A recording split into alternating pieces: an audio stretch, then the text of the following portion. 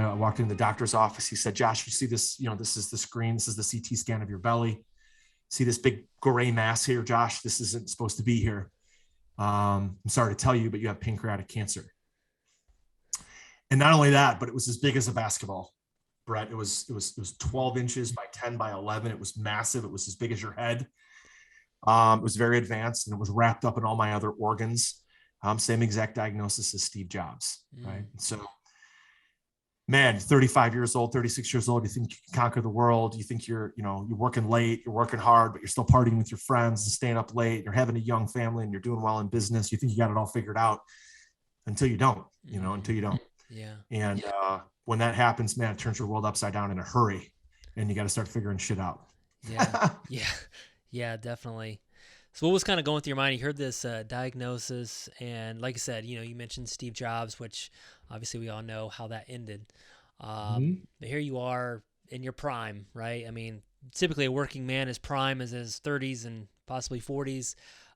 You're in your prime, and then now you're facing kind of this mortality, because I was looking up pancreatic cancer. I don't know a lot about pancreatic cancer, but I know it is one of the worst diagnoses of cancer, at least, right? So what's going through your mind at this time? I know it probably took you, you're stunned, but maybe a few weeks to think about it even, but what are you thinking about? Probably the blessing of my son being born kind of disguised the severity of what had happened with this diagnosis, because every day I would think about myself, but then I looked over and there's my newborn son who just had surgery. There's my wife that just had emergency C-section. There's my 3-year-old daughter and my 2-year-old who just started preschool. So, it's the distraction of all of that young family and business probably helped me and my wife. My wife says often, like, well, Josh, I didn't pay attention to you anyway because I had a newborn son, right? So what a blessing that was for both of us to be in a pretty significant diagnosis, but distracted by a newborn. And so what kind of really punched me in the face, what really hit me in the face, I remember when I was getting ready for the surgery, the surgeon wanted to do the surgery right away. I'm like, I can't do it right away. I've got to get a few things in order, my business in order. I had to tell my employees, I had to plan things up with my wife and what we're going to do. So I pushed it off for about 6 weeks, but then when it was time to have surgery, I planned it right the week of Thanksgiving, because I knew that nobody would know I was out, because everybody's busy with Thanksgiving. Nobody would know I was gone. But the week before surgery, I remember sitting down with the surgeon and his assistant, and I had to sign this giant waiver that said all these things could happen, right? You could be paralyzed on the operating table. You could die on the operating table. You could have a heart attack on the operating table. We might not be able to do the surgery at all. I remember signing that like I was literally signing my life away. Like I don't know what to do or how to handle this, but signing my life away. And I'm thinking in my head, like, oh my God, what is going on now? And then going into the surgery itself, like I felt pretty good. I felt pretty confident. I felt like I'm a young guy, like this is going to work. But man, I had no clue what was about to happen. And I really didn't know until about 6 weeks later, after the surgery happened and recovery, a whole nother story there. But January 3rd, I remember rolling into my oncologist's office, Brett, and his name is Dr. Ali. And he walks in, he's like, hey, Josh, I heard you had the surgery. How did things go? He's like, we talked for a brief second. Then he's like, hey, Josh, let me read this report, right? So he opens up his computer, like we're talking now. He's staring at his computer. He's reading through it. And he's reading for like a really long time. I'm like, what is he reading? Like what? And he looks at me, he's like, and he kind of looks back at the screen and kind of looks over, kind of sits back in his chair, and he says, Josh, I've never seen anything like this before. It's like, your surgeon, Dr. Walsh, is a daring surgeon. And I thought to myself, like, what? What do you mean? And he went on to explain. He's like, Josh, listen, they took out your stomach, your gallbladder, your spleen, most of your pancreas, most of your liver. They had to reconstruct the arteries in the back of your leg to go in take them from your leg and put them in the back of your liver, because all those were crushed by the cancer. The cancer mass was as big as a basketball. It was resting up against your other organs that were essentially sewn together. He had to cut all that out. I had to relearn how to eat. I couldn't keep down any major food for 6 months. But he's like, I've never seen anything like this before. And he's like, this is the reason why I sent you to Dr. Walsh, because I knew if anybody could pull this off, it would be him. Mm. And those words, Brett, like this, be daring, like this, just kept thinking of that. Like, what do you mean? I just thought, because Dr. Walsh never told me during recovery everything he did. Mm-hmm. It never came out. I got it out. That's all he said. I got it out.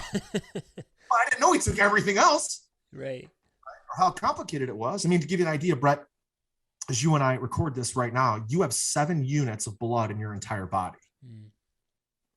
On the operating table, they cycled 21 units of blood through my body on the operating table. The surgery was 10 hours. Wow. So I have everybody else's blood in my body except my own.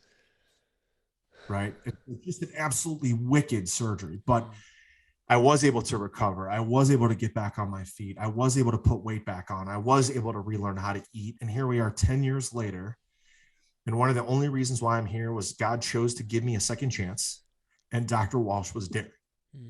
Yeah. Yeah. Pretty amazing stuff. That is amazing. And he put that doctor right there to take the risks. Because I think when I was watching your video, he said most doctors would have sewn you back up and said, there's nothing we can do. That's what Dr. Ali said. Actually, right there, after he was done talking about the surgery, how amazing it was, he said, Dr. Walsh is a daring surgeon. He says, most surgeons would have never even tried this, Josh. They would have seen how the cancer was wrapped up in all the other organs and your arteries were crushed and you would have, all this stuff had to be taken out. And, most surgeons would have never even tried that surgery. Yeah. They would have sewn you back up and sent you home and said, there's nothing we can do. And then I started thinking like how much did Dr. Walsh prepare? Right. And then this led me to some of the business lessons and the life lessons is how much did Dr. Walsh prepare in medical school and after medical school and case studies and different opportunities and learning learning his craft, right, as a surgeon, that he would run up against a case like mine, that he could not only try the surgery, but pull it off. I was later told that my case study became at the Cleveland Clinic, they study one surgery a quarter. And all their now Cleveland Clinic is one of the top 4 hospitals in the world.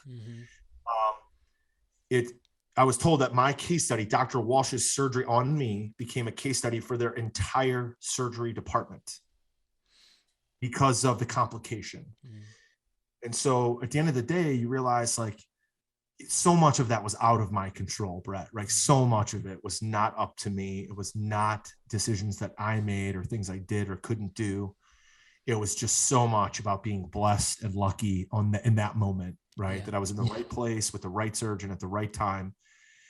And again, that's another lesson that I take back in business. Like when you're doing business, whether it's real estate, whether it's e-commerce, whatever business you're in, that when the deal of a lifetime comes across your desk, if you're not ready, prepared, you've trained yourself, you've gone through all the trainings, you've gotten ready for that moment, there's always going to be an element of risk in that decision to start that business or build that business or execute that deal or do a JV partnership or whatever it is. That if you're not ready and prepared, you can't be daring in taking that risk, because every business decision is a risk. You can't make that decision and say, all right, I'm ready. Like, I know I've underwritten this thing. I know I can do it. That's essentially what Walsh did on the operating table. Was he was so prepared. He said, let's go. Let's try this. Let's try to save this kid's life. And he did. Wow. I take those lessons with me every single day. Yes. Thank you so much for checking out the Brett Snodgrass channel. If you like this video, please slam on that like button. And if you really like it, then subscribe to our channel here. And remember to leave us a comment below, and I'm going to try my hardest to reply to all the comments. Thank you guys so much. This is why I do what I do. Every single week, I come out with content that focuses on success, freedom, and living out your purpose. Thank you guys so much. See you next time.